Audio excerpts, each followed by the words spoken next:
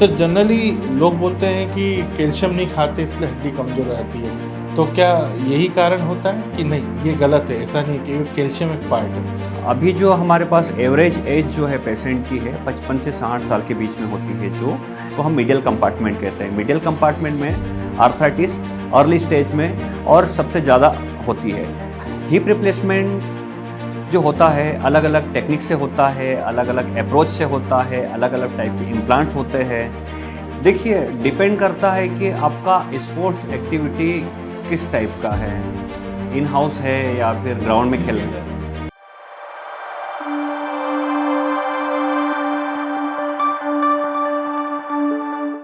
नमस्कार दोस्तों, एक बार फिर से स्वागत है मेरे इस पॉडकास्ट स्टूडियो में।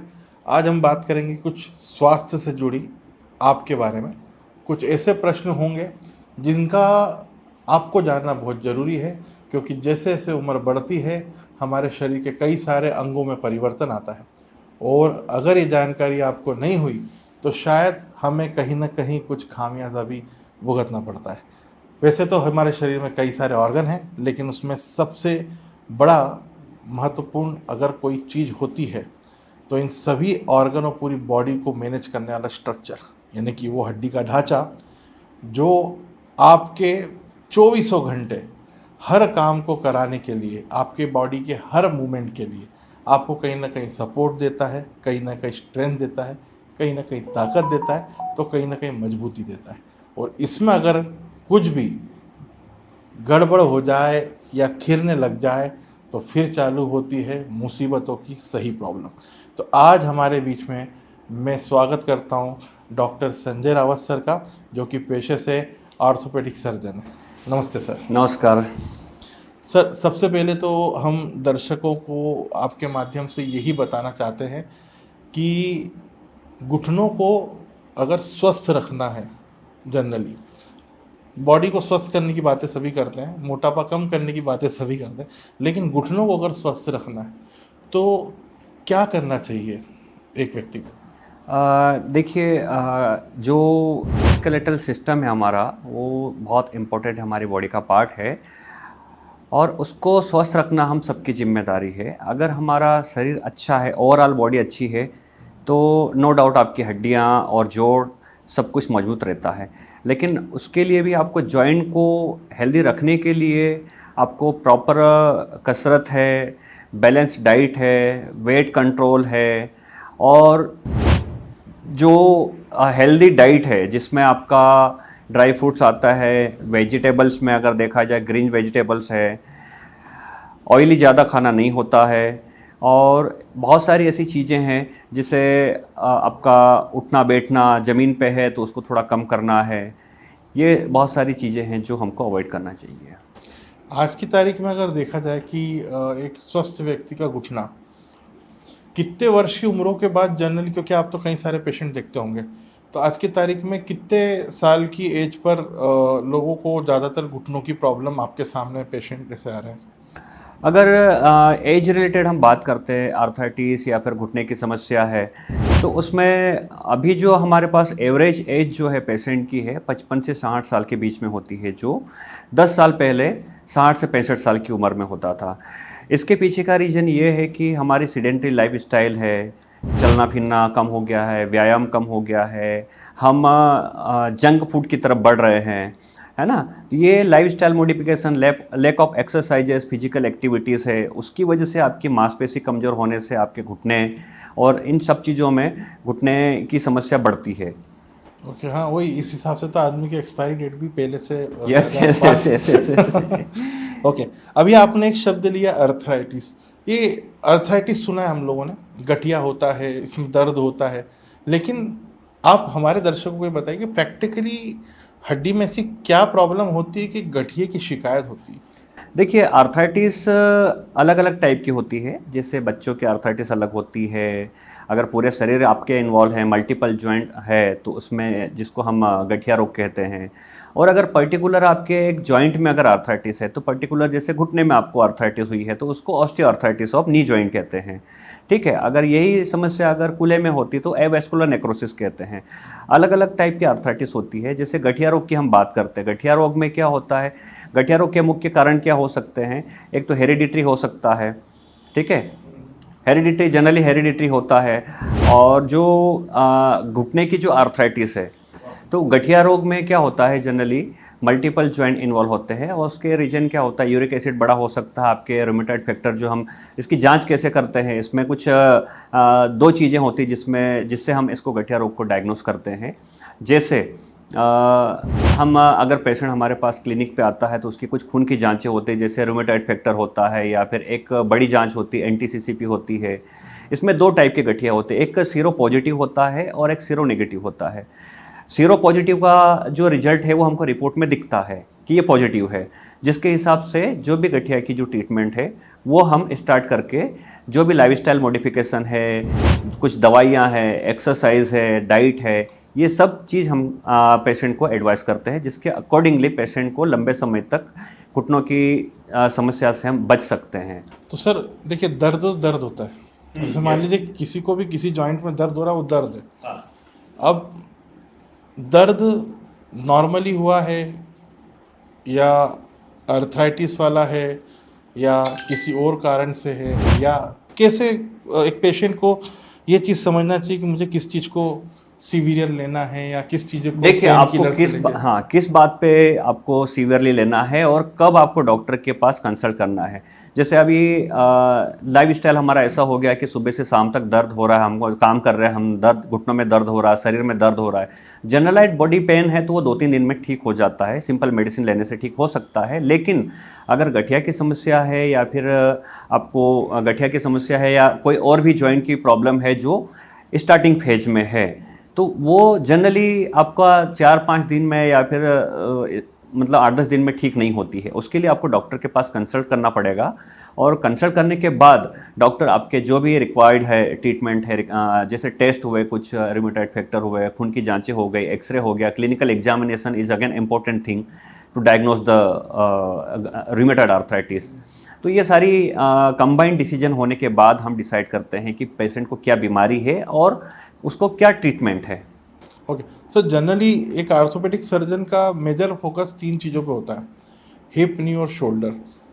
ज़्यादातर ये नी रिप्लेसमेंट ही ज़्यादातर क्यों होते हैं? मतलब नी क्यों, ऐसा क्या नी के अंदर है कि ज़्यादातर वो ख़राब हो रहे हैं? मतलब एंकल नहीं होता, वो भी पूरी बॉडी का लोड लिए हुआ है, नी नहीं होते, घुटना सबसे पहले आता है, ऐसा क्यों? देखिए घुटना जो है, अभी ये सवाल आपका बहुत अच्छा है। घुटने की समस्या क्या हो रही है कि घुटने के बीच में हमारी कार्टिलेज होती है और जब भी हम खड़े होते हैं, बैठते हैं, उठते हैं, है ना, चलना, दौड़ना, साइकिल चलाना, कार चलाना, बाइक चलाना, वैसे तो पूरे जॉइंट पे लोड आता है, लेकिन जो नी जॉइंट हमारा है उसमें कार्टिलेज होती है, उस पर रिपीटेडली आपका प्रेशर पड़ने से उसके बीच की जो कार्टिलेज होती है वो घिसती है। घिसने की वजह से आपको चलना फिरना, उठना बैठना, ये इनिशियल स्टेज में पेशेंट को क्या होता है कि ज़मीन पे बैठ के खड़े हुए तो दर्द हो रहा है ना, सीढ़ी चढ़ने उतरने में समस्या होती है। ये बेसिक इनिशियल सिम्टम्स है जो पेशेंट को आर्थराइटिस की तरफ इंडिकेट करते हैं। ऐसे केसेस में पेशेंट को या जिसको भी ऐसी समस्या हो रही है, जो भी नियर बाय कंसल्टेंट है, ऑर्थोपेडिक सर्जन है, उनसे कंसल्ट करना चाहिए। टर्म यूज़ हुआ नी रिप्लेसमेंट, यानी कि घुटना प्रत्यारोपण। तो सर ये कितने प्रकार के होते हैं और इनमें क्या क्या चीज़ें होती हैं? देखिए नी रिप्लेसमेंट सर्जरी आजकल बहुत एडवांस हो गया है और हर मेजर सिटीज़ में, Tier 2 सिटीज़ में, छोटी छोटी जगह पे नी रिप्लेसमेंट सर्जरीज हो रही है। आने वाले जो पिछले जो समय में देखा जाता न, इसमें बहुत ज़्यादा अवेयरनेस नहीं था कि घुटने की इतनी एडवांस सर्जरी है या कम चीरा लग के होती है। ये बहुत सारी चीज़ें ऐसी थी जो प्रीवियस, अगर हम 10 साल पीछे जाते हैं तो उसमें बड़ा चीरा लगता था, है ना। बड़ा चीरा लगने से आपका खून का बहाव ज़्यादा होता था, जिससे ब्लड ट्रांसफ्यूजन की ज़रूरत ज़्यादा पड़ती थी। और एडवांस जो इम्प्लांट्स होते हैं वो इतने एडवांस नहीं थे जो आज हमारे पास है, जिससे फ्लेक्सिबिलिटी कम होती थी, है ना, फिजियोथेरेपी की ज़रूरत ज़्यादा होती थी। आज के समय में जो आर्थराइटिस की अगर हम बात करते हैं तो घुटने की अगर आर्थराइटिस है, नी रिप्लेसमेंट की बात हमने की अभी, उसमें टोटल 3 कंपार्टमेंट होते हैं। घुटने में बाहर की तरफ होता है जिसको लेटरल कंपार्टमेंट कहते हैं, अंदर की तरफ होता है घुटने के उसको मीडियल कंपार्टमेंट कहते हैं, और एक ऐसा कंपार्टमेंट होता है जिसको हम पटेलोफीमोरल कंपार्टमेंट कहते हैं, जो हमारी कटोरी और ऊपर की जो थाई की हड्डी है उसके बीच में ये कंपार्टमेंट होता है। इसमें अगर ज़्यादातर इनिशियल स्टेज में क्या होता है कि अंदर वाला जो घुटना होता है, अंदर की जो कंपार्टमेंट होती है जिसको हम मीडियल कंपार्टमेंट कहते हैं, मीडियल कंपार्टमेंट में आर्थराइटिस अर्ली स्टेज में और सबसे ज़्यादा होती है। जो हमने इसके पहले हमने गठिया रोग की बात की थी, 90% गठिया रोग के पेशेंट में लेटरल कंपार्टमेंट इन्वॉल्व होता है, ठीक है। लेकिन जो इनको गठिया नहीं होता है और घुटने की आर्थराइटिस होती है उसमें मीडियल कंपार्टमेंट मतलब अंदर का कंपार्टमेंट इन्वॉल्व होता है। अगर पेशेंट यंग है, वर्किंग है और घुटने में ज़्यादा समस्या है, हम एग्जामिनेशन करते हैं उसमें घुटने का कि उसमें कितने कंपार्टमेंट इन्वॉल्व है। अगर आपके मीडियल कंपार्टमेंट मतलब अंदर का कंपार्टमेंट अगर इन्वॉल्व है तो उसमें हम इनिशियली कुछ मेडिसिन से ठीक करने की कोशिश करते हैं। मेडिसिन में कुछ एंटी इन्फ्लेमेटरी हुआ, पेन किलर हुआ, उसके बाद भी अगर आराम नहीं लग रहा तो उसमें कुछ इंजेक्शंस होते हैं जैसे पीआरपी थेरेपी हुआ है, हाइलोनिक एसिड हुआ है, या कुछ डॉक्टर जो है वो स्टेरॉइड का इंजेक्शन भी लगाते हैं।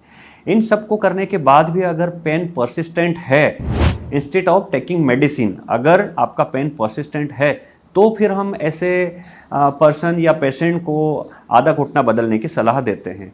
आधा घुटना बदलना क्या होता है? आधा घुटना इतना ही कार्टिलेज को हम हटाते हैं जितना वो डैमेज होता है। तो सर इसके कुछ इंडिकेशंस होते होंगे? हाँ, यस, इसके पार्शियल नी रिप्लेसमेंट जिसको यूनिकॉन्डाइलर नी रिप्लेसमेंट सर्जरी कहते हैं, इसके कुछ इंडिकेशंस है। अभी WHO जो है उसमें ये ओबेसिटी जो है उसको हमने कॉन्ट्राइंडिकेशन में रखा था, लेकिन अभी हम कर सकते हैं, कॉन्ट्राइंडिकेशन में नहीं है वो। दूसरा, इसमें आपके जो लिगामेंट है हमारी बॉडी में, घुटने में जो है 4 मेन लिगामेंट होते हैं। बाहर की तरफ एक होता है, एक अंदर की तरफ होता है, एक आगे से पीछे की तरफ जाता है, एक पीछे से आगे की तरफ आता है। तो इसमें चारों लिगामेंट कॉम्पिटेंट है, मतलब उसमें कोई पहले चोट नहीं लगी हो। हम MRI भी करना पड़ता है उसमें कुछ पेशेंट को लिगामेंट देखने के लिए, क्योंकि ये बहुत ही लाइफस्टाइल मॉडिफिकेशन सर्जरी है। एक मिस्टेक आपके घुटने को ख़राब कर सकती है। तो इसमें बहुत एडवांस टाइप से डायग्नोसिस, और इसमें सबसे इम्पोर्टेंट ये है आपका पेशेंट सिलेक्शन बहुत इम्पोर्टेंट है। पार्शियल नी रिप्लेसमेंट में या फिर आधा घुटना बदलने में इंडिकेशन मैंने जैसे अभी बताया है कि आपके लेगामेंट कॉम्पिटेंट होना चाहिए, बहुत ज़्यादा ओबीस नहीं होना चाहिए, ठीक है। और जो डिफॉर्मिटी है आपकी, है ना, डिफॉर्मिटी है वो करेक्टेबल होना चाहिए। करेक्टेबल डिफॉर्मिटी है, आपके लेगामेंट अच्छे हैं और आपका वजन कम है और आपका अंदर का पार्ट कंपार्टमेंट है वो ही डैमेज है, तो उसमें हम यूनिकॉन्डाइलर नी रिप्लेसमेंट सर्जरी कहते हैं। उसके फ़ायदे ये है कि अगर यंग एज में ये समस्या हुई है तो इसमें बोन प्रिजर्विंग सर्जरी भी कहते हैं इसको। हाँ, इसमें क्या होता है कि जितना कार्टिलेज डैमेज है हम उसी को रिप्लेस करते हैं। छोटा सा चीरा होता है, बिल्कुल छोटा चीरा होता है, और पेशेंट सेम डे अपने चलना फिरना डेली रूटीन पे वापस जा सकता है। इस सर्जरी के फायदे ये है कि आपका जो आधा घुटना है वो नेचुरल होता है, लेगामेंट आपके नेचुरल है, तो आधा घुटना बदलने के बहुत फायदे हैं। लोगों को ये लगता है कि जैसे पार्शियल नी रिप्लेसमेंट, इसमें आपने आधा वो चेंज करा है घुटना, तो इसकी कॉस्ट कम होती होगी, ये तो आधा ही इम्प्लांट हुआ है। क्योंकि ये होता है, हम इंडियंस में है हर चीज़ के लिए थोड़ा सा निगोशिएशन की उम्मीद रखते हैं। तो क्या कॉस्टिंग में भी ऐसे ही होता है या नहीं सर? कॉस्टिंग, रिकवरी और पोस्ट सर्जरी केयर, इनमें क्या डिफरेंस रहता है? देखिए, ये मिथ है कि हमारा आधा घुटना बदला है तो पैसा भी आधा हो जाएगा, पैकेज भी आधा हो जाएगा। ऐसा बिल्कुल नहीं है। इम्प्लांट की कॉस्टिंग ऑलमोस्ट सेम है। इवन यूनिकॉन्डाइलर नी रिप्लेसमेंट है, कुछ कंपनी ऐसियाँ हैं, कुछ कंपनी के इम्प्लांट्स ऐसे हैं जो टोटल नी रिप्लेसमेंट के जो इम्प्लांट कॉस्ट होता है उससे भी महंगे होते हैं। आपको एनेस्थीसिया तो पूरा देना है ना, चीरा लगेगा आपको, एनेस्थीसिया वही लगेगा, मेडिसिन वही लगेगी। हाँ, ये है कि टोटल नी रिप्लेसमेंट और टोटल नी रिप्लेसमेंट के कंपैरिजन में आपका हॉस्पिटल स्टे थोड़ा कम हो जाता है, लेकिन कॉस्टिंग में बहुत ज़्यादा फर्क नहीं है। रिकवरी की दृष्टि से देखें तो पार्शियल जल्दी रिकवर होता है टोटल? नो डाउट, आपका जो पार्शियल नी रिप्लेसमेंट है वो नेचुरल है। आधा घुटना आपका बदला है, आधा आपका घुटना जो नेचुरल है, आपके लिगामेंट इंटैक्ट है, ठीक है। तो no doubt partial knee replacement में रिकवरी फास्ट होती है। ओके, सो अगर अगर गुंजाइश हो तो एक व्यक्ति को पार्शल के साथ अपना आगे का जीवन करना चाहिए, क्योंकि उसमें आपका फिर भी ज़्यादातर नेचुरल जो गॉड गॉड ने जो दिया है बोन वो आपके साथ रह रहा है, बट टोटल में फिर वो पूरा ही चेंज हो जाता है। क्या ऐसे भी केस होते हैं कि कहीं पर पार्शल से काम हो रहा हो, डॉक्टर ने टोटल लिख दिया हो, कभी ऐसा कुछ केस आपके साथ? हाँ, ऐसे कुछ केस होते हैं। ये मैंने आपको पहले बताया है कि इसमें पेशेंट सिलेक्शन जो है वो बहुत इम्पोर्टेंट है। और पेशेंट सही सिलेक्शन, अगर आपका रूटीन कोई ऐसा ऑर्थोपेडिशियन है जो रूटीनली ये सर्जरी कर रहे हैं, जो knee replacement, total knee replacement है, पार्शियल नी रिप्लेसमेंट है, वो सर्जन आपके पेशेंट सिलेक्शन क्राइटेरिया ज़्यादा अच्छा होता है उनका। सर टोटल नी रिप्लेसमेंट में बेसिकली क्या करते हैं? टोटल नी रिप्लेसमेंट में हम 3 कंपार्टमेंट हैं, उन तीनों कंपार्टमेंट को चेंज करते हैं। जो हम करते हैं मिनिमम इंसिजन के साथ में करता हूं मैं। मिनिमम इंसिजन के अपने फ़ायदे हैं। छोटा चीरा लगने से आपके खून का बहाव कम होता है। खून का बहाव कम होने से आपको ब्लड ट्रांसफ्यूजन की ज़रूरत मिनिमम होती है या नहीं होती है, ठीक है। रिकवरी फास्ट हो जाती है, आपका जो टिश्यू है, मांसपेशी, कम से कम कटती है। और अर्ली मोबिलाइजेशन है, पेशेंट दूसरे दिन आप खुद से टॉयलेट जा सकता है, आउट ऑफ बेड हो जाता है, चलना फिरना चालू कर सकता है टोटल नी रिप्लेसमेंट में मिनिमम इंसिजन के साथ। जो टोटल नी रिप्लेसमेंट सर्जरी है, इसमें हमने एक टर्म समझा है रिवीजन भी होती है, तो क्या कारण होते हैं कि सर लोगों को रिवीजन सर्जरीज भी कराना पड़ते हैं? मतलब कुछ लोगों का सोचना है यार कि पुराने सर्जन ने अच्छी सर्जरी नहीं करी, पॉइंट नंबर 1 एक सोच ये आती है। एक सोच ये आती है कि शायद सर्जरी के बाद प्रॉपर पोस्ट केयर जो होती है वो प्रॉपर नहीं करी, और तीसरी चीज़ है कि यार इम्प्लांट गुणवत्ता का नहीं था। तो जनरली मेजर कारण क्या होते हैं कि रिवीजन सर्जरीज करना पड़ती है? देखिए, जो सर्जन रेगुलर बेसिस पे कर रहे हैं सर्जरीज, उनका परफेक्शन है। आजकल जो है एडवांस टेक्नोलॉजी और एडवांस इम्प्लांट सर्जरीज होती है। तो पहले के समय में अगर देखा जाए, आज के समय में पहले से अगर हम पुराने समय में और अभी में कंपेयर करें, तो अभी रिवीजन रेट नो डाउट कम हुआ है। लेकिन हाँ, अगर पेशेंट को रिवीजन सर्जरी की ज़रूरत पड़ रही है, उसके कुछ कारण है। जैसे आपका इन्फेक्शन हो गया है, जो कि नॉन कॉम्प्लिकेशन है, किसी भी पेशेंट में हो सकता है। इन्फेक्शन होने से, या फिर इन्फेक्शन नहीं हुआ है लेकिन आपका जॉइंट का अलाइनमेंट सही नहीं बैठा है, टेढ़ा बैठ गया है सर्जरी के समय पे, परफेक्शन के साथ में सर्जरी नहीं हुई है, या फिर सर्जरी के साथ में आपका लिगामेंट कट गया हो, है ना। तो ऐसे केसेस में रिवीजन सर्जरी की जनरली ज़रूरत पड़ती है। ओके, तो मतलब इस रिवीजन सर्जरी में वो पुराना इम्प्लांट हटा दिया जाता है और फिर दूसरा इम्प्लांट लगा जाता है कि उसी को रिपेयर करके? ये डिपेंड करता है कि आपको रिवीजन सर्जरी की ज़रूरत क्यों पड़ रही है, क्या रीज़न है।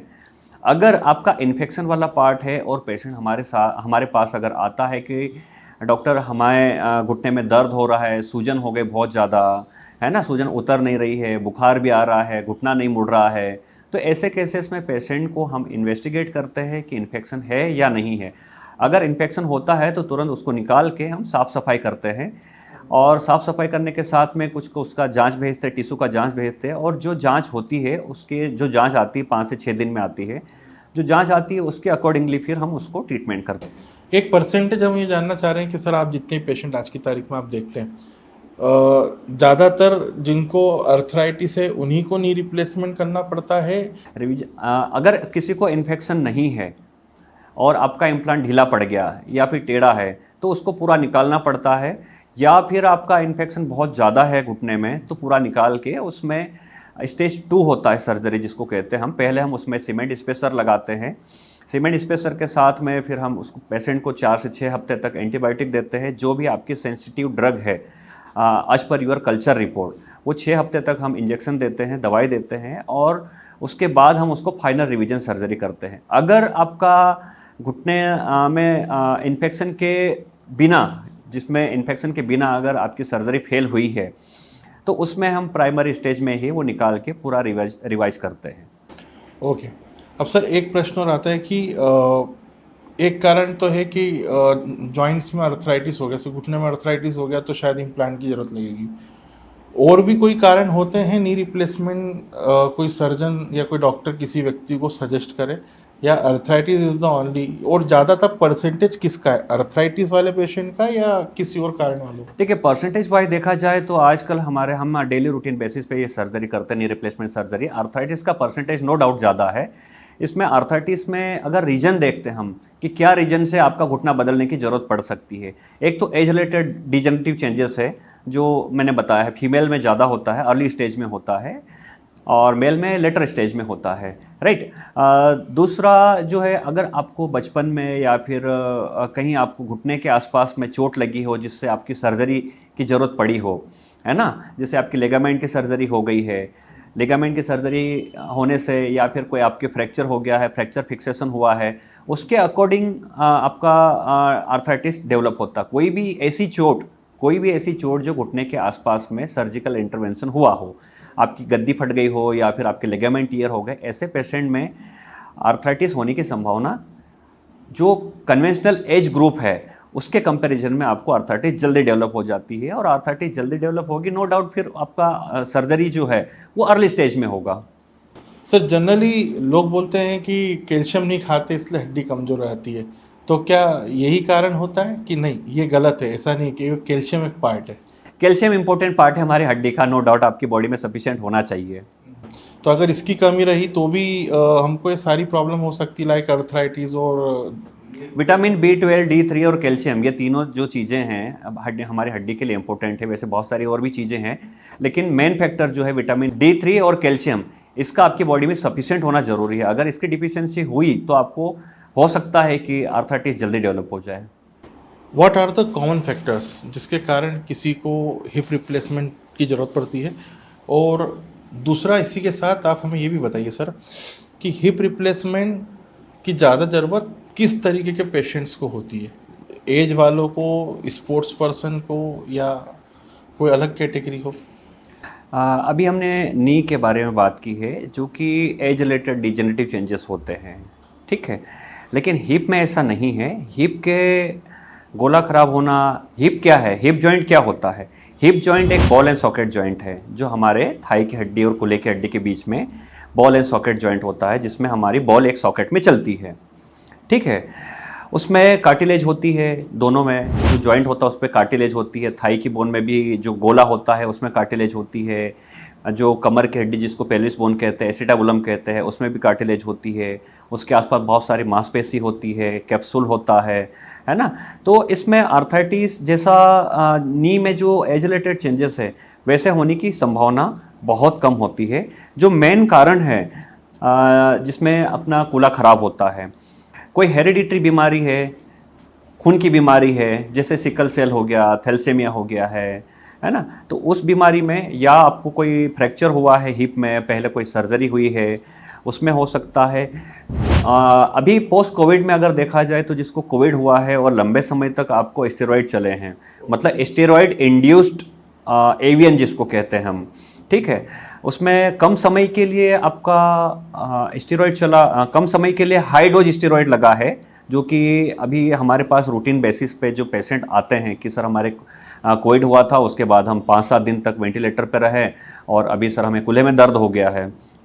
तो ये मेन फैक्टर है अभी पोस्ट कोविड इरा में। लेकिन जो बेसिक चीज़ है जिसको कोविड नहीं हुआ है उसमें भी ये समस्या होती है। जैसे क्रॉनिक अल्कोहलिक है, ये एक मेन रीजन है।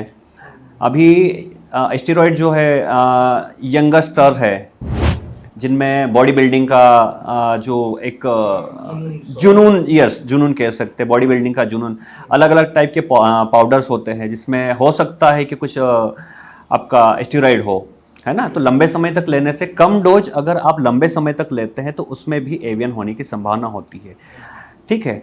एवियन में क्या होता है कि आपका जो कार्टिलेज है गोले का, है ना, उसका जो हेड है उसमें ब्लड सप्लाई कम होता है, जिसकी वजह से वो धीरे धीरे कमजोर पड़ने लगता है और आपकी जो कार्टिलेज है वो डैमेज होने लगती। डैमेज होने से क्या होता है कि आपका जो जॉइंट है स्मूथ होता है, वो खुरदुरा हो जाता है, रफ हो जाता है, और आपकी जो पेल्विस बोन है जहाँ पे ये चलता है सॉकेट में, उसको भी डैमेज करता है, जिसकी वजह से पेशेंट को चलना फिरना, उठना बैठना, आलती पालती लगाना, ये सारी समस्याएं होती है। सर आजकल हिप रिप्लेसमेंट में एक बहुत अच्छा नाम चला है, dual mobility hip replacement. Dual mobility, yes, dual mobility is a advanced technology in hip replacement surgeries. पहले हमें बेसिक समझना पड़ेगा कि हिप रिप्लेसमेंट होता क्या है। हिप रिप्लेसमेंट जो होता है अलग अलग टेक्निक से होता है, अलग अलग अप्रोच से होता है, अलग अलग टाइप के इम्प्लांट्स होते हैं। ये डिपेंड करता है आपके सर्जन्स की प्रैक्टिस पे और सर्जन की ट्रेनिंग पे कि कौन सा सर्जन किस अप्रोच से और कौन से इम्प्लांट के साथ में कंफर्टेबल है। कोई भी सर्जन चाहेगा कि मेरे पेशेंट को रिजल्ट अच्छा मिले, ठीक है, क्योंकि अल्टीमेटली मेरे पास कोई पेशेंट हिप रिप्लेसमेंट के लिए आ रहा है तो मेरा मोटो ये रहेगा कि मैं पेशेंट का जो पेनफुल लाइफ है उसको पेन फ्री लाइफ, ठीक है, ओके। तो इसमें जो मैं करता हूं, मैं मिनिमम इंसिजन के साथ में होता है, एमआईएस टेक्निक से करते हैं हम, जिसमें खून कम बहना, जल्दी मोबिलाइज होना, ये सब चीज़ें हैं। इसमें जो हिप रिप्लेसमेंट होता है उसमें हम गोला जो खराब होता है उसको कट करके निकालते हैं। कट करके निकालने के बाद उसमें आर्टिफिशियल इम्प्लांट लगाते हैं। वैसे ही आपका सॉकेट जो है, सॉकेट को भी उसमें हम कैप लगाते हैं, कप लगाते हैं, और कप के साथ में फिर आपका जो गोला है आर्टिफिशियल वो पूरा मूवमेंट हो जाता है। मतलब अल्टीमेटली क्या है कि आपका जो हिप जॉइंट है वो पूरा आर्टिफिशियल हो जाता है। एक बॉल एक सॉकेट में चलती है, जैसे हमको भगवान ने बना के दिया था नेचुरली, वो डैमेज हो गया है तो हम उसकी बराबरी तो नहीं कर सकते, नो डाउट, लेकिन उसका रिप्लेसमेंट कर सकते हैं। इसमें अलग अलग टाइप के इम्प्लांट होते हैं, अलग अलग कंपनी बहुत सारे इम्प्लांट बनाती है, जिसमें सेरेमिक होता है, ड्यूल मोबिलिटी होता है। ड्यूल मोबिलिटी का जो इंडिकेशंस है उसमें जो पेशेंट है जिसका या तो आपका मसल बहुत ज़्यादा लेग्स है, लचीलापन आ गया आपके मसल में, है ना। ड्यूल मोबिलिटी में होता क्या है, नॉर्मल हिप जॉइंट में आपका एक मूवमेंट होती है, इसमें दो मूवमेंट होती है, इसमें टोटल 4 लेयर होती है, 2 जो फिक्स होती है और 2 में मूवमेंट होती है। तो जिसमें 2 मूवमेंट होने से आपका हिप में मूवमेंट बढ़ जाती है और आप आलती पालती लगाना, सीढ़ी चढ़ना उतरना ये इजीली कर सकते हैं। नॉर्मल इम्प्लांट में भी कर सकते हैं, लेकिन ड्यूल मोबिलिटी के कुछ इंडिकेशन है, जैसे आपका मसल लेग्स है या फिर रिवीजन सर्जरी है जिसमें डिसलोकेशन की संभावना बहुत ज़्यादा है ना। पहले कोई सर्जरी हुई है आपकी, ख़राब हो गई है, या किसी कारणवश आपको रिवीजन सर्जरी की ज़रूरत पड़ रही है, मल्टीपल डिसलोकेशंस हो रहे थे, ऐसे केसेस में ड्यूल मोबिलिटी की ज़रूरत होती है। अब जनरली पाया जाता है कि सबसे बड़ा कारण जो है रिप्लेसमेंट का वो है अर्थराइटिस। हिप में अर्थराइटिस के मेजर रीजंस क्या होते होंगे सर?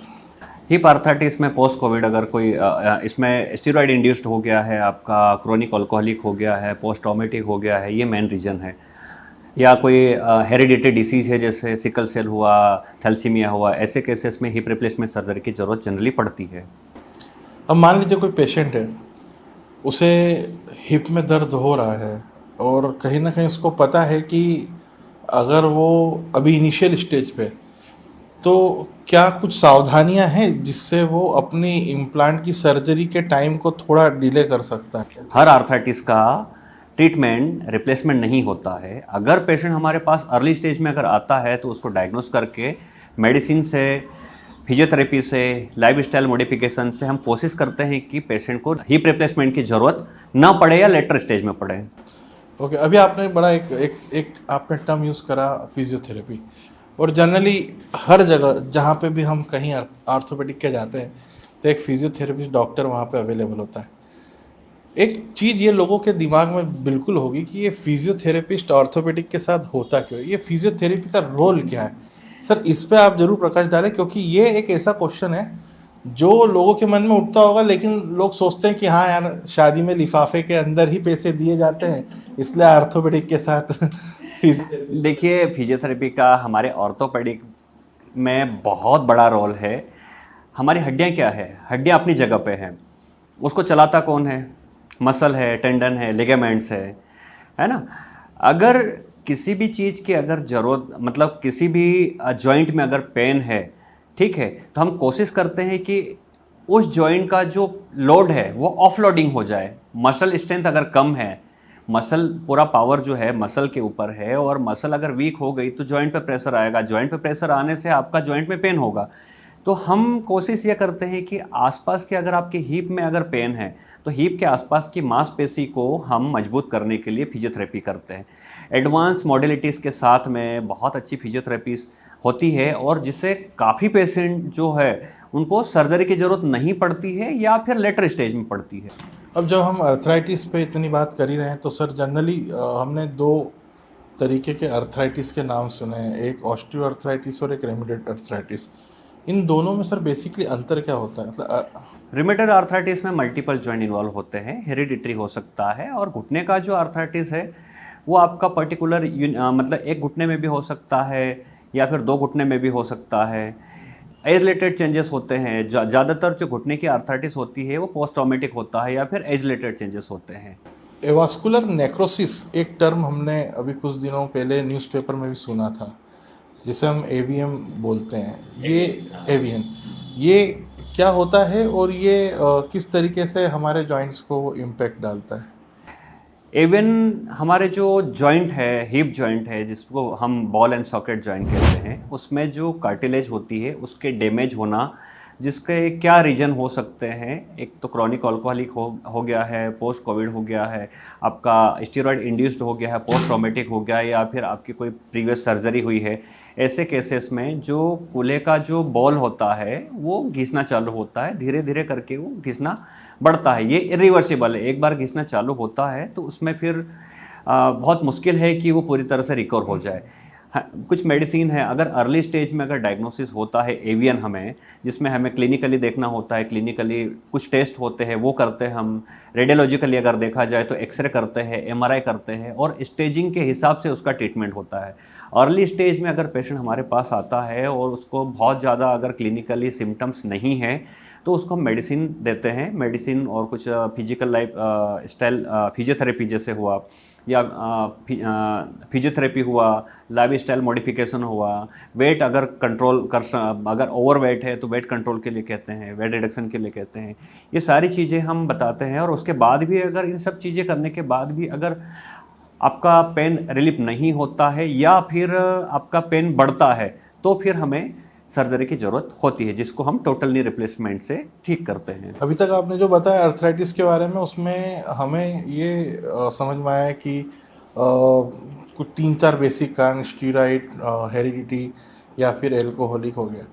क्या किसी को पहले कोई चोट लगी है, उसका एक्सीडेंट हो गया या किसी तरह की पुरानी चोट है, तो भी उसको अर्थराइटिस हो सकता है हिप में? यस, ये हमने जो रीजन बताया है उसमें से बिल्कुल हो सकता है।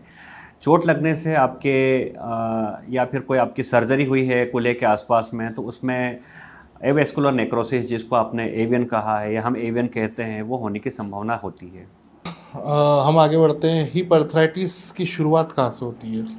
हिप आर्थराइटिस की शुरुआत होती है आपके जो कार्टिलेज होता है, बॉल एंड सॉकेट जॉइंट होता है, उसमें कार्टिलेज में कोई भी रीजन हो, जैसे क्रॉनिक अल्कोहलिज्म हो गया, पोस्ट कोविड हो गया है, चोट लगी है, या फिर आपका कोई हेरिडिटी बीमारी है जैसे सिकल सेल है, थैलेसीमिया है, उनमें हिप में जो कार्टिलेज होती है, जो जॉइंट में कार्टिलेज होती है, उसको डैमेज होने से आपका कूल्हा खराब होता है, जिसको हम स्टेज बाय स्टेज ट्रीट करते हैं। एक स्पोर्ट्स पर्सन है और किसी कारणवश उसका हिप रिप्लेस हुआ है, तो क्या वो वापस से स्पोर्ट्स प्ले कर सकता है या उसको सेक्रीफाइस ही करना पड़ेगा? देखिए, डिपेंड करता है कि आपका स्पोर्ट्स एक्टिविटी किस टाइप का है, इन हाउस है या फिर ग्राउंड में खेलना। क्रिकेटर है तो नो डाउट रिहेबिलिटेशन बहुत इंपॉर्टेंट है। ऐसा मैं नहीं कह रहा हूँ कि आप नहीं खेल सकते हैं, लेकिन बहुत लिमिटेशंस है उसमें। आज एक व्यक्ति है जिसको उसका हिप रिप्लेसमेंट हो गया, तो अब वो कौन कौन सी एक्टिविटी कर सकता है? देखिए, एक्टिविटी तो पेशेंट सारा कर सकता है, जो पहले या फिर आपका आर्थराइटिस होने के बाद, एवियन होने के बाद जो समस्या आपको थी, जैसे पेन है, लिम्पिंग है, ज़मीन पे नहीं बैठ पाना, आप बाइक नहीं चला सकते, आप कार नहीं चला सकते, ये सारी समस्याएं जो पहले होती थी, ये सारी एक्टिविटीज़ पेशेंट कर सकता है ऑपरेशन के बाद। मेरे बहुत सारे ऐसे पेशेंट हैं जो फार्मर फैमिली से बिलोंग करते हैं, वो ट्रैक्टर भी चला रहे हैं, कार भी चला रहे हैं, बाइक भी चला रहे हैं, स्विमिंग भी कर रहे हैं। तो जो हिप रिप्लेसमेंट सर्जरी है उसमें रिहेबिलिटेशन और आपका जो हिप रिप्लेसमेंट का जो अनुभव है वो बहुत इम्पोर्टेंट है। जैसे हिप रिप्लेसमेंट होता है तो नी की तरह इसमें भी पार्शियल रिप्लेसमेंट होता ही होगा? पार्शियल हिप रिप्लेसमेंट होता है, जिसको हम बाइपोलर ड्यूअल मोबिलिटी सर्जरी कहते हैं। ये सर्जरी के भी अपने इंडिकेशन है। जैसे ओल्ड एज पेशेंट है, कोई 65, 70, 80, चलते चलते घर में गिर गए हैं, है ना, उनका अगर गोला खराब हो गया, फ्रैक्चर हो गया, तो ऐसे केसेस में आपका पहले से गिरने के पहले आपका जॉइंट खराब नहीं था, उसके पहले आप सारा काम कर रहे थे, चलना फिरना, उठना बैठना, सारी एक्टिविटीज़ आप normal daily routine life activity होती है वो सब सारी चीज़ें कर रहे थे। लेकिन अगर आपका गिरने से या फिर कोई एक्सीडेंट हो गया, आपका बाइक से गिर गए, घर में गिर गए, कोई भी टाइप का आपका चोट लगी है और आपका गोला खराब होता है, फ्रैक्चर होता है, तो उसमें आधा गोला बदलने का एक ऑप्शन होता है। लेकिन उसमें आपका जो गोला फ्रैक्चर हुआ है, नेक फ्रैक्चर हुई है आपकी, है ना, नेक फ्रैक्चर होने के साथ में आपका एसिटाबुलम अच्छा होना चाहिए, तो ही हम पार्शियल कर सकते हैं। अगर हमने आधा गोला बदला और आपका पेल्विक बोन जो एसिटाबुलम जिसको हम कहते हैं, अगर वो फ्रैक्चर उसमें अगर कोई डैमेज है तो फिर हम ये सर्जरी नहीं कर सकते। इसके लिमिटेड इंडिकेशंस है। रिप्लेसमेंट नी में भी होता है, हिप में भी होता है, और ओल्ड एज में ये चीज़ें ज़्यादा होती हैं। सरकार के द्वारा इन सब चीज़ों के लिए कुछ नीतियाँ या कुछ पॉलिसी वगैरह चलाई जाती? सरकार की बहुत सारी नीतियां हैं, जैसे सिकल सेल उत्थान प्रोग्राम सरकार चला रही है ना, उसमें फ्री में इलाज होता है, ठीक है। दूसरा आपका कोई एम्प्लॉय है, जैसे गवर्नमेंट स्कीम में उसका आता है, जैसे CGHS हो गया, ESIC हो गया, रेलवे हो गया, MP पुलिस है, इसमें सरकार जो एम्प्लॉय है या फिर एम्प्लॉय की फैमिली है उनके लिए इलाज का प्रावधान होता है। और एक बहुत ही बड़ा जो देश में सर्वव्यापी जो योजना हम देख रहे हैं, अभी कर रहे हैं, आयुष्मान योजना में भी ये सर्जरी इंक्लूड होती है। तो आयुष्मान भारत की तरफ से तो सभी जन नागरिकों के लिए ये सुविधा होगी। और आपने बताया कि कुछ डिपार्टमेंटल स्टेट गवर्नमेंट और सेंट्रल गवर्नमेंट के डिपार्टमेंट एम्प्लॉयज़ को भी कुछ रियायतें या कुछ नीति के अंतर्गत छूट या फिर कुछ? हाँ, सरकार की बहुत सारी नीतियां हैं, हर स्टेट में अपने अलग अलग हेल्थ की पॉलिसीज होती है। जैसे पहले हमारे MP की बात करते तो यहाँ पे दीनदयाल कार्ड चलता था, जैसे राजस्थान में माँ कार्ड चलता है, गुजरात में अलग कार्ड चलता है, इस टाइप से बहुत सारी अलग सरकार की नीतियां हैं। लेकिन ज़्यादातर अभी जो योजनाएं हैं, स्टेट की जो योजनाएं हैं, वो सारी आयुष्मान में कन्वर्ट कर दी गई है, क्योंकि ये पूरे देश में आयुष्मान में सारा ट्रीटमेंट होता है और उसमें हमारा knee replacement, hip replacement surgery भी इंक्लूड है। मुझे बताइए, अगर किसी व्यक्ति का लाइफ में कभी एक्सीडेंट हो गया और उसको फ्रैक्चर हुआ है, उसको स्क्रू या फिर राड डली है, दोनों में से कुछ भी चीज़ डला, तो फ्यूचर में अब उसको किन चीज़ों का विशेष तौर पे ध्यान रखना चाहिए? अगर हम बात करें कमर के नीचे का जो पैर का हिस्सा, उसमें कहीं पर उसको स्क्रू या राड डली है, तो किन चीज़ों से उसको परहेज करना चाहिए, किन चीज़ों से बचना चाहिए? देखिए, हमारी हड्डी है, अगर उसमें कोई फ्रैक्चर होता है, आप हाथ की हड्डी देख लीजिए, पैर की हड्डी देख लीजिए, जहाँ पे फ्रैक्चर होता है तो उसमें हमें फिक्स करने के लिए रॉड या प्लेट या स्क्रू की ज़रूरत पड़ती है ना। और बेसिक जो हड्डी को जुड़ने का जो समय होता है 6 से 8 हफ्ते का होता है, तब तक आपको पूरा वजन दे के नहीं चलना होता है। और डिपेंड करता है कि आपका सर्जन, आपका फिक्सेशन कैसा है, उसके ऊपर डिपेंड करता है। कुछ सर्जरी ऐसी होती है, जैसे घुटने के नीचे की हड्डी टूट गई आपकी, या फिर थाई की हड्डी टूट गई है, उसमें डॉक्टर ने रॉड डाला है और डॉक्टर कॉन्फिडेंट है कि ये वजन देके चल सकता है, तो दूसरे दिन से वजन देके चल सकता है। लेकिन बेसिक जो प्रिकॉशंस है, ठीक है, फ्रैक्चर हुई है हड्डी, रॉड डली है, भले आप वजन देके चल रहे हैं, लेकिन उसको हील होने में 6 से 8 हफ्ते लगते हैं। इस vary patient to patient, person to person. अगर यही सर्जरी हम ओल्ड एज पेशेंट में करते तो हो सकता है 8 से 10 हफ्ते लग जाए। तब तक आपको पूरा वजन देके चलना, आलती पालती लगा के चलना, या फिर कोई अनइवन सरफेस पे चलना जहाँ पे आपको गिरने की डर हो, बहुत भीड़ भाड़ जगह पे जाने से बचें, थोड़ा ये सावधानी रखनी चाहिए। जनरली ये क्वेश्चंस मतलब हमको हमारे सामने भी आए हैं कि जैसे टाके लगाते तो अपने आप गल जाते हैं, राइट? और आपने जैसे स्क्रू डाले हैं बोन को जोड़ने के लिए, तो या राड डाली है या प्लेट डाली, तो ये क्या बाद में मतलब इसको निकाल ली जाएगी या हट जाएगी आपस में, ऐसा कुछ? देखिए, ये जो रॉड है और स्क्रू है, ये तो मेटल है ना, ये गलती नहीं है, ठीक है। इसको जब हड्डी जुड़ जाती है और तो उसके बाद अलग अलग हड्डी में इम्प्लांट निकालने का अलग अलग क्राइटेरिया है कि लंबी हड्डी में कब निकाल सकते हैं, छोटी हड्डी में रॉड कब निकाल सकते हैं, बच्चों में है जो अगर रॉड डलती है तो वो कब निकाल सकते हैं, सबके अपने अपने टाइम ड्यूरेशन है, क्लासिफिकेशन बाकायदा उसके हिसाब से हम ट्रीटमेंट करते हैं। अगर पेशेंट को कोई समस्या नहीं है और अच्छा इम्प्लांट डला है, आपका हड्डी भी जुड़ गई है, तो भी आप उसको रख सकते हैं। मतलब मैंडेटरी नहीं है कि आपको निकालने की ज़रूरत पड़े, लेकिन वो अपने आप से नहीं गलती है। लेकिन अगर आपकी हड्डी जुड़ गई है और आपके डॉक्टर ने कहा है कि आपकी हड्डी जुड़ गई है, हड्डी जुड़ने के बाद आपका इम्प्लांट फ्री हो गया है, तो आप उसको निकलवा सकते हैं। सर एक टर्म हमने सुना है जब भी हम डॉक्टर के आते हैं कि आपको फ्रैक्चर है, और एक होता है आपको एयरलाइन फ्रैक्चर है। तो क्या एयरलाइन फ्रैक्चर यानी कि जो हल्का सी दरार वगैरह कुछ आई है, जिसको शायद ऐसे ही कहते हैं, तो क्या ये कभी आगे चल के सीरियस कंडीशन में तब्दील हो सकता है? बिल्कुल कर सकता है। आपको चोट लगी है, हेयरलाइन क्रैक हुआ है, हमारे जो मिथ क्या है कि छोटी सी चोट लगी है ना, फ्रैक्चर होगा तो सूजन आ जाएगी, सूजन तो आई नहीं डॉक्टर साहब हमको, तो हमको लगा कि हमको फ्रैक्चर नहीं है, सूजन आती तो हम डॉक्टर के पास जाते हैं, हमें चोट लगी है और सर 8 दिन हो गए लेकिन अभी फिर से सूजन बढ़ गई है।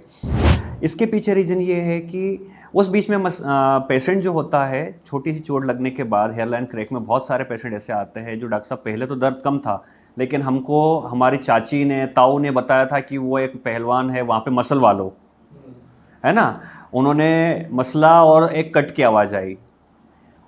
ठीक है, कट की आवाज़ आने का ये मतलब हुआ अगर चोट लगी है आपको और वहाँ पे हेयरलाइन क्रैक हुआ है, अगर उस समय अगर आप डॉक्टर के पास जाके एक्सरे करते या फिर डॉक्टर को दिखाते, तो हेयरलाइन क्रैक आपका बिना सर्जरी के ठीक हो सकता है, जिसमें पट्टा लगना हो सकता है, कच्चा पट्टा लगता है, पक्का पट्टा लगता है, रेस्ट करना होता है, वजन नहीं देना होता है, और जो बेसिक कुछ सावधानियां है वो रखनी पड़ती है। अगर आपको हेयरलाइन क्रैक है और आपने इसका ध्यान नहीं दिया या फिर आपने डॉक्टर को कंसल्ट नहीं किया, तो वो हेयरलाइन क्रैक आपका अपनी जगह से खसक के फ्रैक्चर हो सकता है, जिसको आपको सर्जरी के द्वारा जोड़ा जाएगा।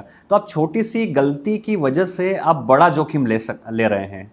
किसी को भी अगर इस टाइप से चोट लगती है तो आपके डॉक्टर से कंसल्ट करना चाहिए आपको। डॉक्टर आपका एक्सरे की जरूरत होगी तो एक्सरे करेंगे, क्लिनिकल एग्जामिनेशन करेगा और उसके अकॉर्डिंग फिर आपको ट्रीटमेंट प्लान करके देगा और उसको आपको फॉलो करना है। एट द लास्ट हम पब्लिक के लिए एक ही क्वेश्चन आपसे पूछना चाहते हैं। हर ऑर्थोपेडिक डॉक्टर की फाइल में पीछे एक फ़ोटो होता है जिसमें एक बुजुर्ग व्यक्ति अपने पोते के साथ खेल रहा होता है, और ये आशा जगाई जाती है कि हाँ, इम्प्लांट होने के बाद बुजुर्ग जो है अपने पोते के साथ उस तरीके से खेल सकता है। ये जो आशा दिलाई जाती है, ये कितने % सत्य है सर? एक खेलना अलग हो जाता है, लेकिन घूमना, उसके साथ समय बिताना गार्डन में, वो एक अलग हो जाता है। तो जो बोला जाता है कि अपने पोतों के साथ आप खेल सकते हो, ये जो आशा दी जाती है, ये कितने % सही है? ये बिल्कुल सही है, बिल्कुल सही है। ये मेरे ऑपरेशन के किए हुए बहुत सारे ऐसे पेशेंट हैं जो अभी महाकुंभ में जो हुआ था, अभी लास्ट ईयर महाकुंभ हुआ था, उसमें पूरा समय घूम के आए हैं, 30-35 किलोमीटर पैदल चल के रात को 2 बजे फ़ोन कर रहे हैं कि आपने हमारा लाइफ बदल दिया सर, है ना। मैं बिल्कुल चल पा रहा हूँ, जिनका घुटना नहीं बदला वो थक गए हैं, मैं बिल्कुल चल पा रहा हूँ, मैं एनर्जी के साथ। अभी रिसेंटली 2 दिन पहले मुझे एक पेशेंट ने सागर से वीडियो भेजा कि सर मैं स्विमिंग कर रही हूँ मैं, और मुझे कोई प्रॉब्लम नहीं है, मैं पोतों के साथ में घूम रहे। एक रिसेंटली एक पेशेंट अभी अपना सोमनाथ घूम के आया पूरा, है ना, पोतों के साथ में। तो ये बिल्कुल सत्य है और ये लाइफस्टाइल मॉडिफिकेशन सर्जरी है। अगर सही डिसीजन, सही डॉक्टर और सही ऑपरेशन, सही इम्प्लांट के साथ में अगर होता है तो नो डाउट आप दुनिया घूम सकते हो नी रिप्लेसमेंट के बाद। ओके, सो ये था हमारा आज का पॉडकास्ट। हम उम्मीद करते हैं कि आपके वो सारे प्रश्न जो आपके जॉइंट से रिलेटेड होंगे, आपके अर्थराइटिस से रिलेटेड होंगे, कंप्लीट हुए होंगे। अगर फिर भी कुछ बच जाता है तो स्क्रीन पर सर का नंबर दिया है, आप संपर्क करके एक बार कंसल्ट जरूर कर सकते हैं। आज के लिए इतना ही। अगले पॉडकास्ट में फिर कुछ नई चीज़ें लेके आएंगे। धन्यवाद।